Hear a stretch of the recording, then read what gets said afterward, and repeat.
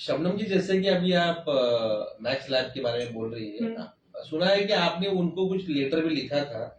और जब बैंक के मैनेजर से आपसे मुलाकात हुई थी तब बैंक के मैनेजर का आज लेटर को लेकर क्या जवाब था? आपको जरा जनता को भी बताइए। हाँ, वो मुझे कहते हैं, मतलब उनको ऐसा लगता है कि बैंकर्स को क्या लगता है, उनका काम है ना सिर्फ ऐसा ब्लैक एंड व्हाइट पेपर पे लिखना, पैसे गिनना, पॉलिसीज बेचना, और कुछ ना कुछ गेट आउट, कुछ ना कुछ करके उनके अपने बैंक का प्रॉफिट देखना है। बैंकर्स का काम इतना ही है। उसको जब मैंने पूछा मैनेजर को कि मैंने आपको एक लेटर भेजा था, एक नहीं कितने लेटर्स भेज दिए, आपने उसमें क्या किया, तो मुझे वैसे पूछता मैं क्या करूँ। अरे भाई, आपको पत्र व्यवहार कर रहे हैं, इतना तो पढ़े लिखे इंसान हो, आपको मेल किया तो मेल का जवाब दो, पत्र लिखा है तो पत्र का जवाब दो, और फोन जैसी चीजें पास में इसलिए रखते हैं कि आपको कॉल किया तो फोन उठा के जवाब दो। एक कॉल दिखता ही है ना कि हाँ ये कॉल आया। मैं वैसा इंसान नहीं कि एक इंसान में दूसरी बार कॉल करूं जब तक उसने उठाया नहीं, लेकिन एक कॉल तो दिखता है। उस बंदे ने मुझे ये कहा, मैं क्या जवाब दूं। और जो दूसरा, हाँ, वो खलील करके जो वीडियो में बंदा दिख रहा है, ये बंदा पिछले 7 महीने से खेल रहा है।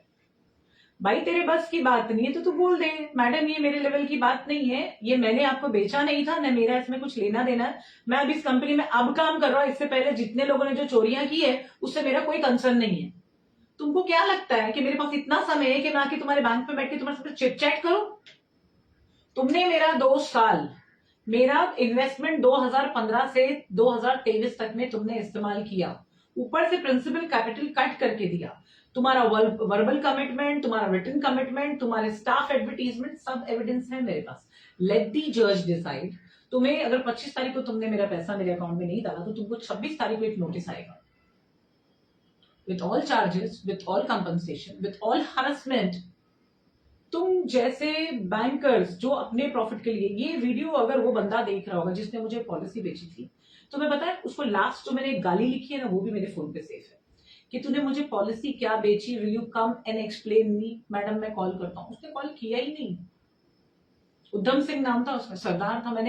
मैं पंजाबी स्कूल से पढ़ी हूँ, तो मुझे वो कहते हैं ना, हमारे मुसलमानों की सर पे टोपी और हिजाब देख के उनके ऊपर भरोसा किया जा सकता है, जो सर ढक के लोग चलते हैं। वैसी एक सिक्स स्कूल में पढ़ने की वजह से तो हम सिखों के बीच में बड़े हुए, तो मेरे लिए ऐसा था कि पगड़ी वाले मतलब ईमानदार लोग, पगड़ी वाले मतलब ईमानदार लोग। लेकिन उद्धम सिंह जैसा एक गटर छाप जिसने इतना बड़ा झूठ बोला, उसने पॉलिसी ये बोल के बेचा था कि 14 साल का इन्वेस्टमेंट 1-1 लाख रुपए की पॉलिसी है, 15वें साल का गैप है मैम, 16th ईयर में आपको 32 लाख ईच पॉलिसी से रिटर्न आना है। आपको पता है ऐसे पेपर्स है मेरे पास।